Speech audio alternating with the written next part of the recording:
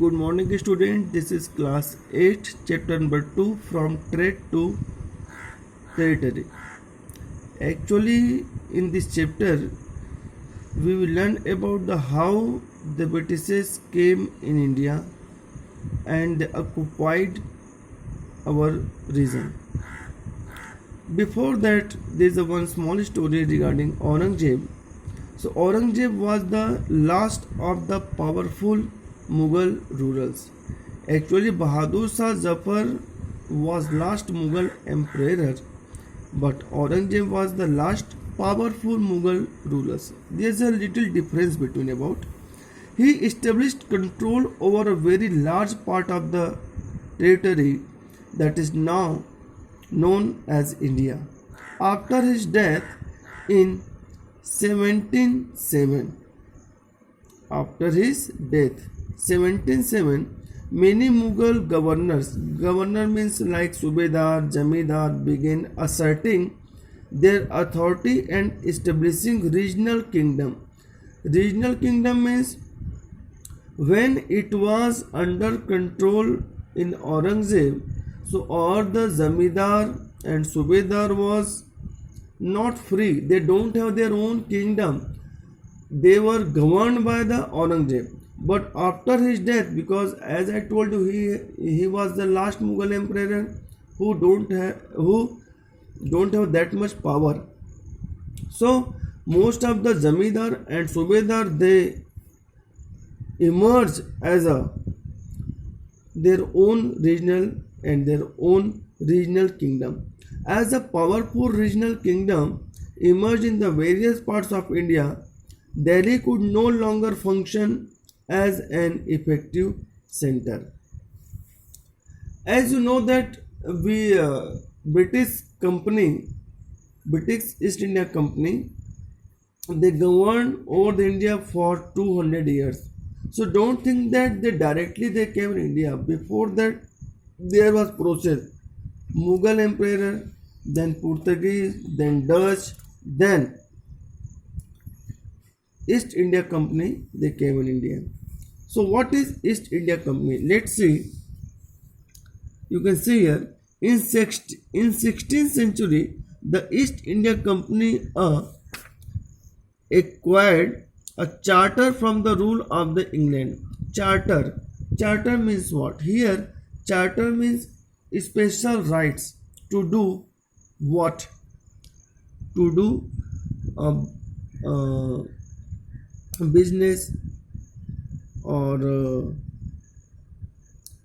mercantile means trade for the others part of the country. In this way, they have right to across the ocean to meet to trade with the other part of the world.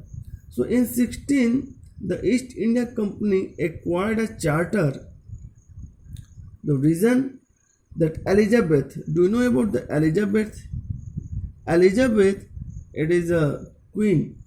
Okay, so Elizabeth granting the sole right to trade with the East. This meant that no other trading company in England could compete. Apart from that, the Royal Charter, however, could not prevented other European powers from entering the Eastern market. By the time the first English ships sailed down the west coast of Africa, round the Cape of the Good Hope, and crossed the Indian Ocean, the Portuguese had already established their presence in the western coast of India.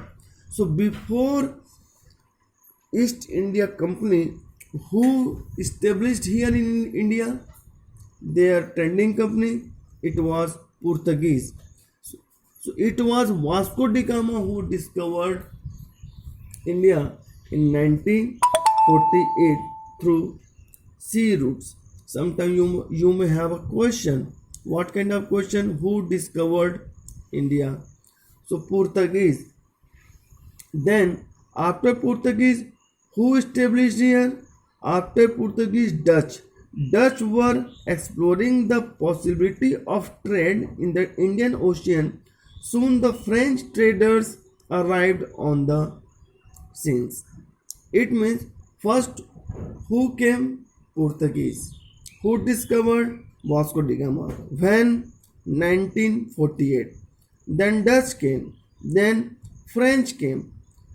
Then in fourth, there are number of traders they came India.